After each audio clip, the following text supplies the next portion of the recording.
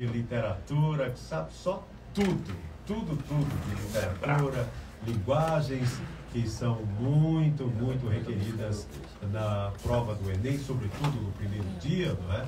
É a prova de redação, de ciências humanas, de linguagens também no próximo domingo. Que está o querido professor João Filho, mais uma vez, mais um ano. Boa tarde, muito bem-vindo, professor João Filho. Boa tarde, João, boa tarde a toda essa audiência maravilhosa da Rádio Progresso FM. João, você é sempre muito generoso conosco, não é? Suas palavras introdutórias elogiosas, sempre lisonjeiras, a gente trabalha com muito sacrifício, com muito esforço, com muita dedicação, e eu me sinto muito acolhido aqui por você, pela equipe toda, pelo time, e sempre venho com muita disposição para ajudar, para trazer dicas úteis, relevantes para quem já está aqui, né, aos 45 do segundo tempo, para esse grande dia, que é o Exame Nacional do Ensino Médio. Vidas mudam, realidades se transformam, e é muito bom fazer parte desse processo na vida dos nossos jovens. Um processo que para os estudantes pode render a aprovação imediata nas universidades, né? Até mesmo em alguns cursos particulares, e pode render aprovações posteriores, ou seja, seleções posteriores. O SISU, né? O Sistema de Seleção Unificada, ele permite que você faça escolhas, e à medida que as universidades vão completando o número de vagas, vão ficando vagas remanescentes e vão sendo feitas chamadas segundas, às vezes uma terceira chamada. Isso vai sendo aproveitado, sim, às vezes no mesmo ano, às vezes até em anos posteriores. Em algumas circunstâncias é possível, sim, usar os resultados do Enem na escolha das faculdades e também na escolha de bolsas, caso você não obtenha nota suficiente, mas foi razoável para uma escola lhe acolher e você obter ali uma bolsa integral para tentar no próximo ano. É sempre muito importante, para muitos motivos. O Enem é muito importante que os estudantes façam, né? Há faculdades no Brasil que aproveitam nota do Enem de 10 anos, 12 anos atrás, né? Dependendo da nota, evidentemente. E na prova de literatura, tá? Há algo assim, por exemplo, que é sagrado, que cai todo ano no Enem, alguma coisa específica, algum ator que seja pegajoso no Enem, professor João Filho? Muito bem, muito bem. Essa pergunta é uma pergunta sempre muito importante, porque a gente já vai direto no que é efetivamente caível, digamos assim, todos os anos. João, a prova do Enem, ela é feita a partir de uma matriz de referência. O que é uma matriz de referência? É um documento onde você tem lá competências e habilidades. Muitas vezes a gente confunde a diferença entre competência e habilidade. A competência é um saber, é uma capacidade cognitiva. A habilidade é o fazer. Então, você tem o saber, você tem que dominar o conhecimento, a competência, mas você tem que saber para que aquilo serve. Qual é a aplicabilidade daquilo. Por isso que toda prova do Enem termina com a expressão "e suas tecnologias". Então, linguagens, códigos e suas tecnologias, matemática e suas tecnologias. O que são essas tecnologias? São as situações de uso. Então, quando a gente fala, por exemplo, de gêneros textuais, né? Você tem no universo jornalístico muitos gêneros textuais. Você sabe disso muito bem. Que existe o artigo de opinião, que existe o editorial, que existe a carta de leitor, por exemplo. São 3 gêneros textuais. O que é que esses 3 gêneros têm em comum? A opinião. Então, a tipologia que subjaz àquele gênero é a tipologia argumentativa. Mas qual é a diferença entre argumentar num artigo de opinião, num editorial e numa carta de leitor? Quando você argumenta no artigo de opinião, você se coloca na posição de alguém que tem expertise naquele assunto. É um especialista. Se você quer discutir a questão do fluxo de trânsito em Juazeiro na hora do rush, você vai convidar para cá um infectologista? Claro que não. Você vai convidar alguém que tem expertise naquela área. Um engenheiro de tráfego, um urbanista, porque ele vai se posicionar com menos argumentos e com mais profundidade, já que ele é um especialista naquele assunto. A gente chama isso de artigo de opinião num texto escrito para o jornal. Já o editorial tem a mesma natureza argumentativa, mas já não é a opinião de um especialista, é a opinião de uma instituição. Quando você faz aqui o editorial da Rádio Progresso, você não está falando em nome do João Hilário, você está falando em nome da instituição que você representa. É um texto de natureza mais institucional. Já a carta de leitor é quando você recebe a opinião do cidadão comum, que com a opinião do senso comum vai se posicionar diante de um fato relevante do cotidiano. Então a primeira dica que eu dou para o aluno é que você vai fazer não uma prova de língua portuguesa, mas uma prova de linguagens. E nas linguagens existem códigos. Aí vamos lá, qual a diferença entre linguagem e código? Linguagem é uma habilidade cognitiva. Linguagem é uma capacidade cerebral que nós temos para produzir sistemas simbólicos de comunicação. E o que é que são os sistemas simbólicos de comunicação?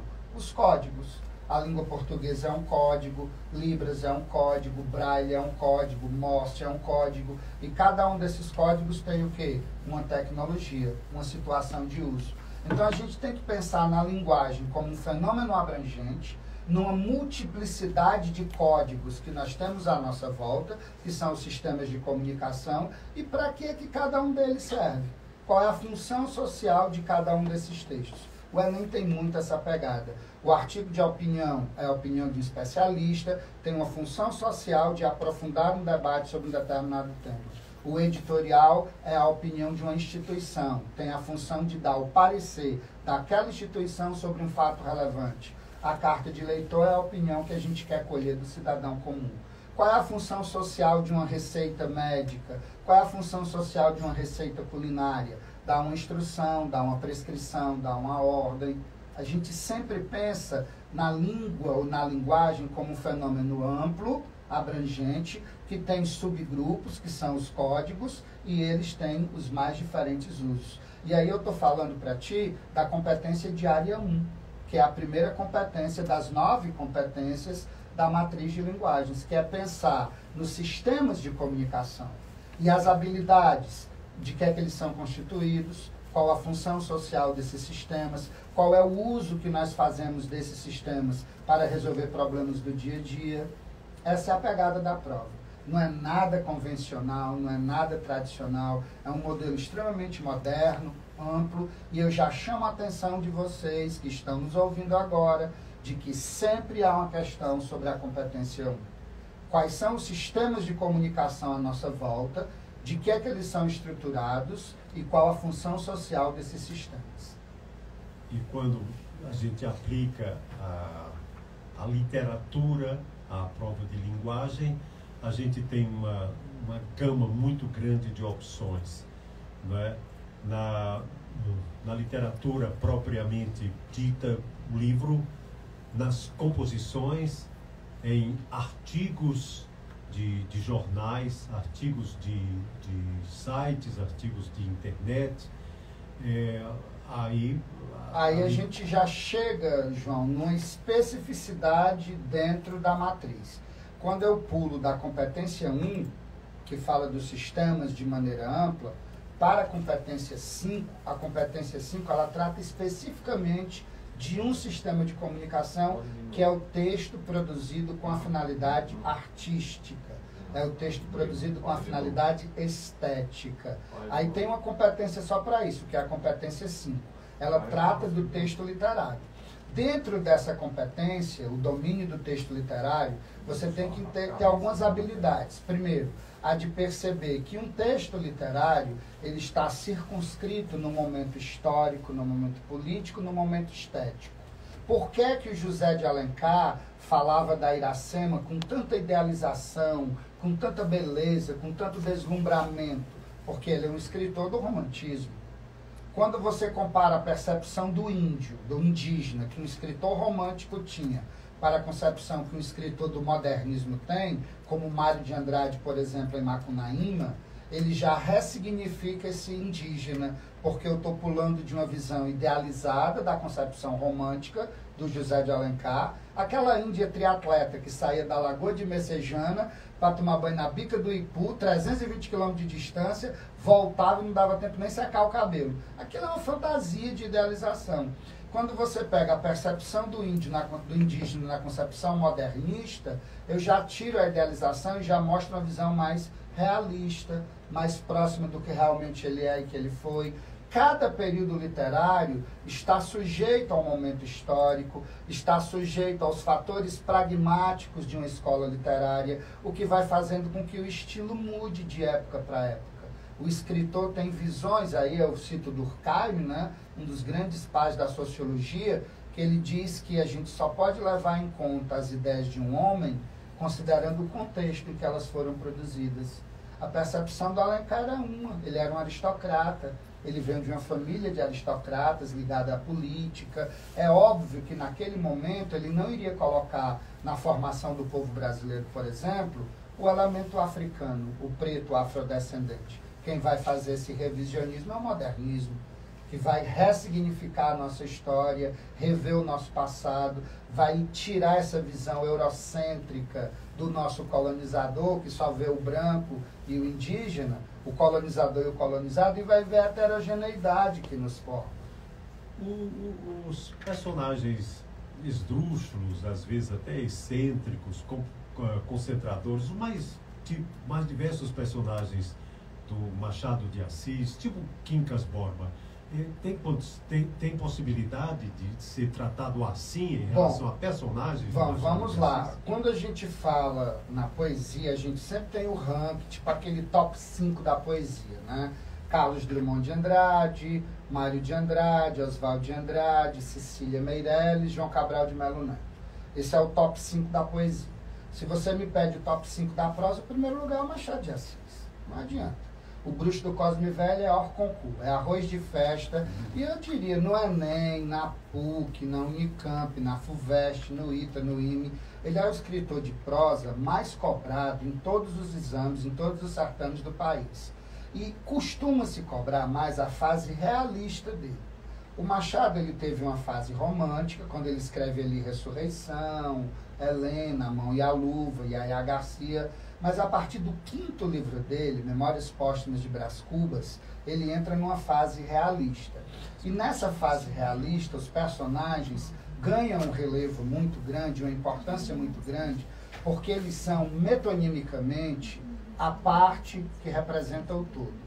Se você observar, João, os principais livros da fase realista do Machado de Assis têm nomes de pessoas.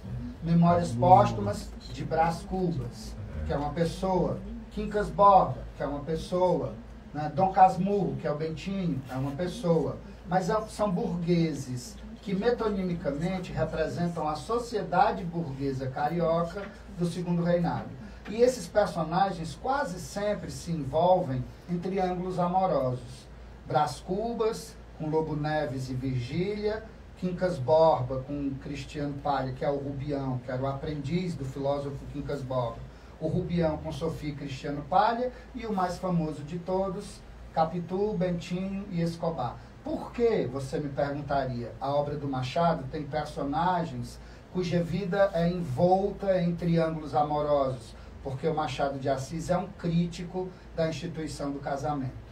Naquela ocasião, o casamento era muito um negócio, uma relação de usura, daí a necessidade de um dote. Então, se o casamento é um negócio, é uma relação usurária, não há amor.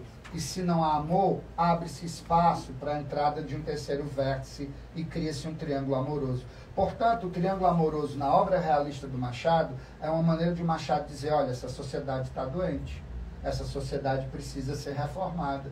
Por quê? Porque a base da sociedade é a família. Se a família está instável, isso é reflexo de uma instabilidade social. Então, os personagens do Machado, eles ganham, sobretudo na fase realista, essa dimensão importantíssima de representarem arquétipos de comportamentos humanos mais ou menos universais, que ilustram não apenas aquela família ou aquele grupo pequeno, mas toda a sociedade carioca e, por extensão, a sociedade brasileira. A prova de literatura, a prova de linguagens, incluindo aí a literatura, ela busca também tempos atuais, ela busca algo que é produzido hoje, ou algo que a literatura, por exemplo, até deixa de falar nos tempos de hoje, ela tem um sentimento, ela tem um sentido crítico também? Claro, eu posso abordar essa sua pergunta sobre várias óticas, sobre vários vieses. Primeiro, eu falei aqui de cânones da literatura brasileira. Eu falei de Drummond, eu falei de Machado, falei de Mário, de Oswald, de João Cabral, de Cecília, mas é interessante observarmos que de 2017, 2018 para cá, há um predomínio de escritores contemporâneos. O Enem quer que você leia o Zé Paulo Paes, quer que você leia Hilda Hilst, quer que você leia Caio Fernando Abreu, quer que você leia Adélia Prado, quer que você leia Conceição Evaristo. Escritores da atualidade, são os escritores que a gente diz que estão no hype. Quais são os temas hoje importantes? A questão de gênero. Aí eu chamo a Angélica Freitas, que é uma escritora feminista contemporânea. É importante discutir a questão racial na prova. Aí eu chamo a Conceição Evaristo, eu chamo um Cult do Negroesia, escritores jovens da atualidade, escritores chamados da contemporaneidade, que discutem questões relevantes, pautas que são importantes para o hoje, para o agora. Então a literatura fornece muita mão de obra, muita matéria-prima para esse debate. Mas aí, João, se eu pulo, ainda falando sobre contemporaneidade, que foi o foco da sua pergunta, eu pulo da competência 5 para a competência 9. A competência 9, ela fala sobre as novas tecnologias da comunicação e da informação. Aí entram tudo que está ligado a gêneros digitais, tudo que está ligado à internet, aí entram as redes sociais, os hipertextos, e aí eu tenho que saber o quê? Sobre esses textos que circulam hoje no ambiente digital. Primeiro, habilidade 28. Qual é o impacto disso na nossa vida? Qual é o impacto do uso das... Hoje a gente praticamente usa a internet para tudo. Se eu quero fazer um bolo, eu vou ali no tudogostoso.com.br. Tá entendendo? Se eu quero fazer uma revisão de uma monografia de mestrado, eu vou ali na inteligência artificial e peço ajuda a ela. Ou seja, a gente não pode prescindir das novas tecnologias para praticamente nada, mas elas têm um impacto na nossa vida, um impacto positivo, e o Enem também tem observado o impacto negativo. O uso excessivo de telas, provocando na geração Z-alfa crises de ansiedade, depressão, a dificuldade de identificação com a própria imagem, a corpolatria, a cultura do hater, do cancelamento. São temas contemporâneos que as novas tecnologias de comunicação trazem e que sempre são cobrados no Enem. Atualíssimos, são questões atualíssimas. Letra de música é obrigatório. Obrigatório, porque a música, dentre todas as artes, é a que chega mais rápido. Por que é que durante a ditadura militar, com aquele cerceamento aos dramaturgos, aos poetas, aos intelectuais, aos jornalistas, coube a quem fazer o protesto? Ao Chico Buarque de Holanda, ao Geraldo Vandré. A música, ela é sempre uma ferramenta extremamente útil. Aí, aproveitando essa deixazinha, você pode encontrar com muita facilidade, na prova do Enem deste ano, uma letra de rap dos Racionais MCs, que fala sobre a condição de vida do preto pobre nas comunidades de periferia.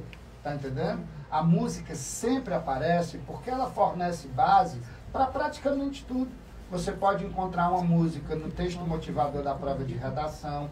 Você pode encontrar uma marchinha de carnaval da época do Vargas para falar sobre o populismo do Estado Novo. Tá entendendo? Você pode encontrar uma letra de rap falando sobre a realidade do preto pobre nos dias de hoje. Você pode encontrar uma letra extremamente poética do Caetano Veloso falando sobre a riqueza de recursos de linguagens, como as antíteses e paradoxos em O Quereres, por exemplo. Onde queres revólver, sou coqueiro. Onde queres dinheiro, sou perdão. O jogo da linguagem é sempre muito útil. A música é praticamente matéria-prima para qualquer questão. Eu não tenho visto música como texto motivador na prova de matemática, por razões até meio óbvias. Embora se ensine hoje matemática por música. Mas não duvido nada que apareça ali, sabe? Minha Terra Tem Palmeiras, onde canta o sabiá, o seno é o cosseno B, o seno B é o cosseno A, cantado em paródia para ensinar uma fórmula matemática. Mas em todas as outras áreas, a música é um texto base, até porque, João, música é canção. Canção é um tipo de poema.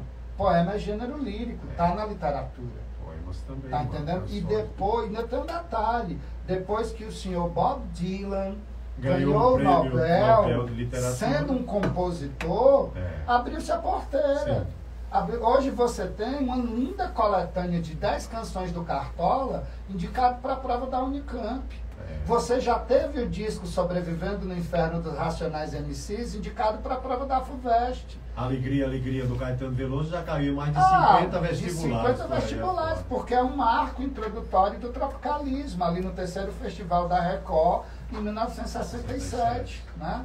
Tem um documentário lindo, inclusive, Uma Noite em 67, que fala sobre como essa música, ao lado de Domingo no Parque, do Gilberto Gil, funcionam como marcos introdutórios do que a gente pode chamar de música pop brasileira. Porque antes você tinha a bossa nova, que era música brasileira, mas não era jovem.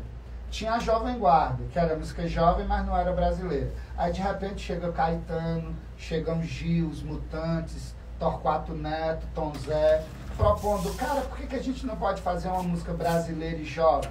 Misturando guitarra com violão, misturando rock com Luiz Gonzaga, misturando Beatles, Rolling Stones com a banda de pífaros de Caruaru.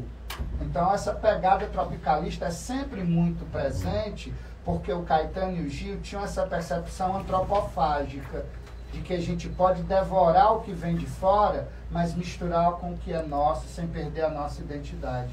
Daí a importância do tropicalismo, porque tem essa pegada do que nós somos enquanto cultura, heterogêneos, plurais, multiculturais. Eu acho que a Tropicália representa muito bem a identidade cultural brasileira através da música. Tem alguma chance, algum livro ou alguma literatura de autoestima, de autoajuda? Porque a literatura é algo tão diverso, é tão bonito que é muito diverso, não poderia ser apenas uma coisa engessada, única. Tem alguma chance do Enem? Olha, eu vou quase que no sentido contrário do que você falou, mas reforçando. Eu me lembrei de uma questão agora do Enem que fala sobre empreendedorismo de palco. E é uma crítica a essa cultura do coach. Sim. Aquele cara que vende a felicidade, sabe? Que vende que... isso é um problema grave para a sociedade. E um texto que tem caído com alguma regularidade, e eu até faço uma aposta nele para esse Enem desse ano, é um texto de um pensador sul-coreano chamado Byung-Chul Han. Esse texto se chama A Sociedade do Cansaço. É um texto que vai na contramão dessa felicidade, dessa, digamos, positividade tóxica vendida pelo coach. Sabe, como é que um cidadão que não tem 100 mil reais na conta vai me ensinar a ganhar 1 milhão? Como é que um indivíduo que tem uma carga de tristeza, e eu vou te dizer, João, a tristeza é necessária para a vida. A Adélia Prado diz que não curte muito essa literatura de autoajuda, porque ela acaba omitindo e escondendo algo que é fundamental para a nossa evolução enquanto ser humano, que é a tristeza. A derrota, a tristeza nos ensina. Qual é o maior professor que um ser humano pode ter? Os reveses. Os reveses. Então o Byung-Chul Han fala muito disso. Essa positividade tóxica, esse excesso de vender a ideia da felicidade, acabou criando uma sociedade camuflada. Uma sociedade que no Instagram tá bonito, tá feliz, tá com um look interessante, tá com o cabelo de cima, tá num restaurante chique, mas por dentro é uma alma triste. Tá entendendo? Então é preciso que a gente fale um pouco mais da tristeza, é preciso que a gente fale um pouco mais do cansaço e que a gente entenda que o ócio é necessário. A gente está numa sociedade tão pilhada, que quando a gente para 1 minuto para descansar, a gente acaba sentindo um peso na consciência. Poxa, eu devia estar fazendo alguma coisa agora. E o Byung-Chul Han meio que faz um apelo. Para. O cansaço, o ócio, são produtivos, são necessários para a gente refletir. O Nietzsche tem uma frase que eu acho maravilhosa. Quer ser feliz? Aliene-se. Ser feliz é impossível. Você pode estar feliz. Eu estou feliz porque estou aqui conversando com uma audiência enorme, ao lado de pessoas incríveis, inteligentes. E está nos fazendo felizes, inclusive o nosso querido ouvinte, o Cícero Amorim, que está dizendo: boa tarde, parabéns, meu nobre professor, uma verdadeira bênção, aula ímpar para todos nós. Que felicidade. É que o feedback é imediato, né? E como não admirar, né? Nosso querido professor João Filho, excelente, excelente, excelente mesmo. E aquilo que eu disse no começo, mantenho agora em dobro, viu, querido professor João Filho? Eu fico muito feliz, muito lisonjeado. É muito trabalho, sabe, João? Eu acho que o grande barato de ser professor é nunca deixar de ser estudante. Você acha que quando eu fui convidado para estar aqui batendo esse papo, eu não preparei mais ou menos algumas ideias, não? Até o improviso é ensaiado, João, na nossa profissão. Até o improviso é ensaiado. O que eu defendo sempre aqui, eu defendo a vida inteira, defendo em palestra, defendi sempre muito em aula, é que a maior capacidade que uma pessoa tem não é a mera capacidade de fazer, não é? Que já é grande, é a capacidade de aprender sempre. Sempre. Aprender sempre. Aprender sempre.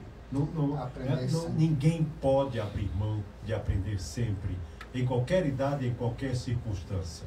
Aprender das circunstâncias, aprender nas circunstâncias, aprender dos reveses, das vitórias, aprender do dia a dia, não é? Aprender dos livros, dos estudos, do que se ouve, do que se vê. Tudo ali se deve depreender para aprender. É muito importante. E aprendemos muito com o professor João Filho. Deixa eu dar, eu preciso, João, você está falando desse aprender constante. Eu estou com um livro, eu estou lendo um livro atualmente, um livro incrível, sensacional, e que eu também acredito que seja um livro muito importante para o Enem desse ano. Esse livro tem mudado muito a minha maneira de ver o mundo. Olha a idade que eu estou aqui dizendo que eu estou mudando as minhas opiniões e as minhas percepções do mundo. Eu estou lendo um livro chamado A Vida Não é Útil.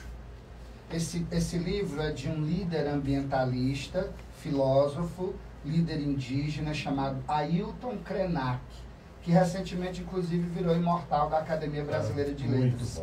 Ele fez uma série de lives durante a pandemia, palestras, e transformou isso num livro de ensaios. São 5 ensaios, João, em que ele mostra que nós, seres humanos, precisamos urgentemente rever a nossa maneira de viver, o nosso modo de vida. E ele defende uma teoria no livro que é a teoria de Gaia. A teoria de Gaia tem sido tão reveladora para mim. A Terra é um organismo vivo. Todos os seres estão conectados, sejam eles rios, plantas, minerais. Por que o nosso planeta Terra, na vastidão cósmica que a gente conhece, é o único com vida inteligente? Porque foram criadas condições microscópicas para que a vida surgisse. Então, se você desmata uma região aqui, se você derruba uma montanha aqui, se você polui um rio ali, você está matando a vida no planeta, seja ela macro-orgânica ou micro-orgânica. E às vezes a gente não para pensar nisso, que eu estou conectado a esse microfone, a essa mesa, a esse acrílico, a cada um de vocês que está aqui. Somos todos um organismo só. E eu acredito muito que é essa pegada que a gente tem que ter para ontem, porque o nosso planeta está agonizando.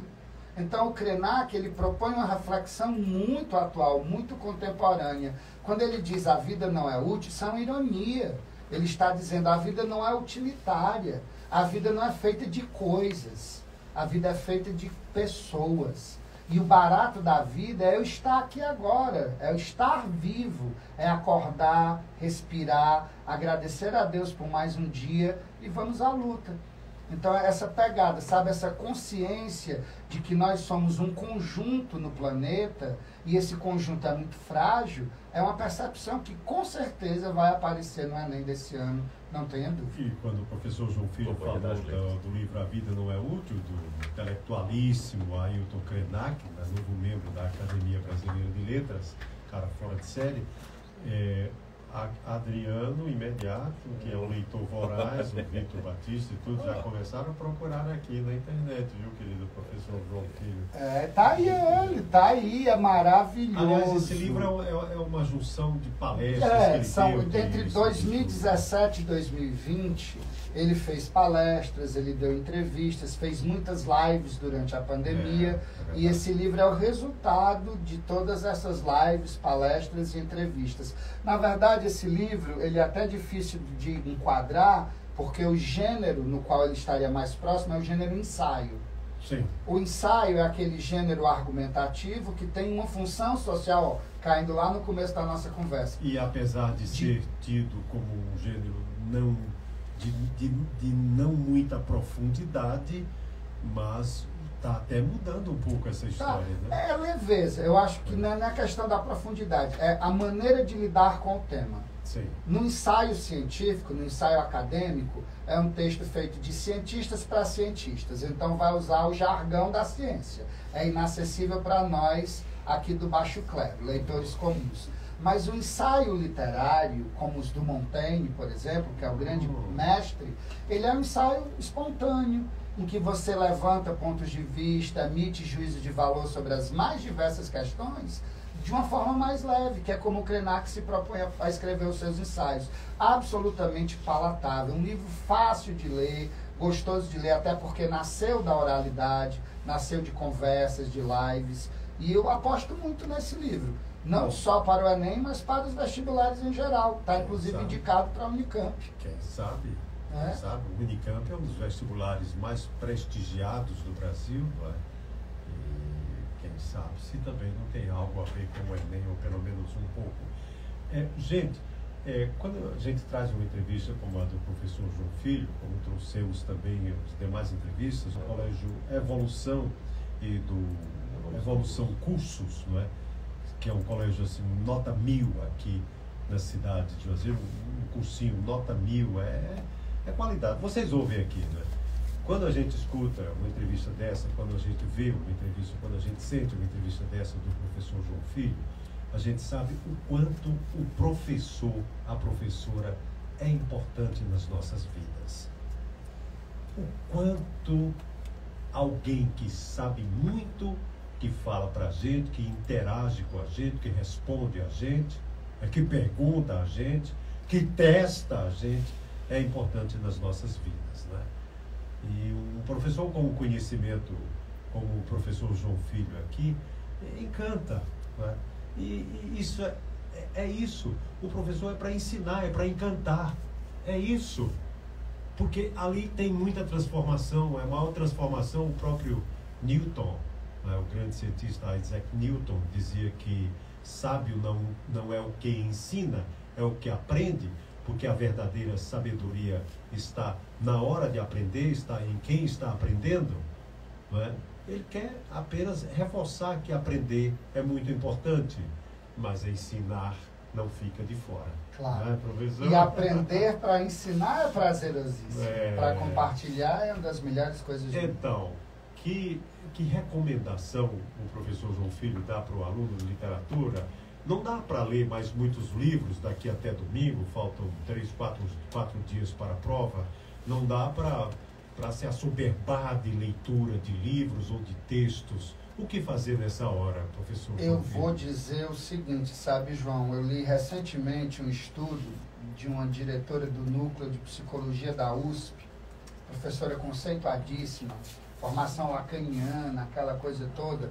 Ela fez um estudo com o espectro de alunos que fizeram o Exame Nacional do Ensino Médio. E ela constatou e fez um estudo aprovado, científico, que alunos que vão para a prova com um estado de ansiedade muito elevada costumam errar de 90 questões entre 5 e 10. Entre 5 e 10 questões. Isso sagrado. Isso seja, sagrado. Se vai ansioso, se for ansioso demais para a prova, já vai perdendo 5 questões, podendo chegar até 10, só por causa do estado emocional. Então, a minha dica para esse ano é: trabalhe o seu emocional. Porque isso também vai valer questões na hora da prova. Eu estava brincando hoje de manhã, dizendo, olha, se está em crise com o namorado, não termina agora. Deixa para terminar depois do Enem. Tá entendendo? Não vá comer uma buchada de bode sábado à noite, domingo. Alimentação leve, muito leve esses dias, nada de excessos, em todos os sentidos. fazer algo prazeroso, que distraia, que descanse a mente, tá? Trabalhar a saúde emocional. As revisões a gente está fazendo, pespontando o que é o creme de la creme. A gente separou para essa semana de revisão a competência 1, sistemas de comunicação, a competência 5, os cânones literários, a competência 3, linguagem corporal, a dança, o esporte, sempre cai uma questão envolvendo isso, a competência 9, que fala sobre as novas tecnologias e o impacto delas na nossa vida, mas pensa menos nisso. Pensa mais no teu estado emocional, pensa mais em se alimentar com leveza, boas relações, boas conversas com pessoas amistosas, amigáveis, tá entendendo? E chegar na prova sem ter medo dela. Eu estava dizendo isso na sala hoje de manhã, e uma aluna saiu e disse: professor, o senhor leu a minha vida agora, porque sabe o que é que me faz ficar com nota baixa nos simulados de matemática? Eu tenho medo da prova. Eu não me sinto segura.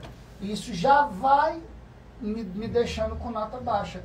Então eu dei até uma dica: pois não tenha não, é só uma folha com coisas escritas. Olhe para ela com superioridade, até com uma certa soberba, e diga: você não é melhor do que eu. Você não vai ganhar de mim. Isso gera um efeito psicológico. Sabe aquela receita do Grey's Anatomy? Não sei se vocês assistiram. Uma doutora que recomendava que no momento de grande tensão, você pare diante do espelho e faça a pose do herói. Você sabe como é, João? Se você estiver diante de uma situação desafiadora, eu vou agora me submeter a uma situação de grande desafio, uma cirurgia delicadíssima num paciente que está num estado muito grave. Então você vai no espelho, levanta a cabeça, ó, postura da cabeça já vai mandando para o cérebro uma sensação de altivez. O peito para fora, o ombro para trás e a mão na cintura. Porque a mão na cintura, porque essa região aqui do abdômen é a região do instinto. É a região onde estão as nossas necessidades fisiológicas, comer, a sexualidade. Então, se você põe a mão na cintura, você está domando os teus instintos. O peito é a zona das emoções.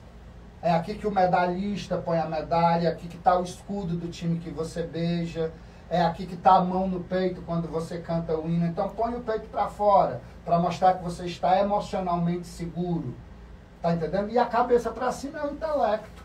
Então você está controlando o ego com a cabeça para cima, o superego com o peito para fora e o id com a mão na cintura. Você está tendo o controle de si, dominando o seu racional, o seu emocional e o seu instintivo. E o teu cérebro vai entender a mensagem e vai te dar mais segurança, mais convicção para você fazer bem a prova. Então, se tiver ansiedade, corre para o espelho, faz a pose do herói. Cabeça para cima, peito para fora e a mão na cintura dizendo: eu tenho domínio sobre mim, eu tenho domínio sobre a minha mente e eu vou vencer esse desafio. Então, bem-vindo ao espelho das nossas vidas, não é, professor? Sem dúvida. Gente, ó, passaria o programa inteiro aqui conversando, ouvindo esse professor sensacional, professor João Filho, professor de literatura do Evolução Cursos, do Colégio Evolução, aqui essa instituição de ensino maravilhosa que temos aqui na cidade de Juazeiro do Norte. Professor João Filho, ó, vou querer que o ano passe bem rapidinho para a gente se rever aqui, para a gente bater esse novo papo no Enem de 2025, tá bem, professor? Tá aceitado direto o convite. E eu, talvez, João, venha antes, porque lá no Colégio Evolução nós já estamos pensando no nosso próximo sarau, e você sempre nos acolheu aqui para a gente falar dos nossos saraus, e a gente está preparando uma homenagem a Caetano Veloso. Legal. Vamos fazer um sarau contando a história através das canções e dos textos do Caetano Veloso. E eu já estou me convidando para a gente vir aqui falar do nosso sarau em homenagem ao Caetano, que a gente vai fazer, se não nesse ano ainda, no comecinho do próximo. Será um grande Depende só do calendário aí das nossas atividades. Então, tá feito. A gente se vê antes disso, se professor. Deus quiser. Conte professor comigo. João Filho, professor de literatura do Colégio Evolução, do Evolução Cursos, dando recomendações, dando uma aula aqui sobre Enem, sobre como fazer o Enem na prova de linguagens e literatura no próximo domingo. Professor João Filho, ao vivo no Jornal Progresso.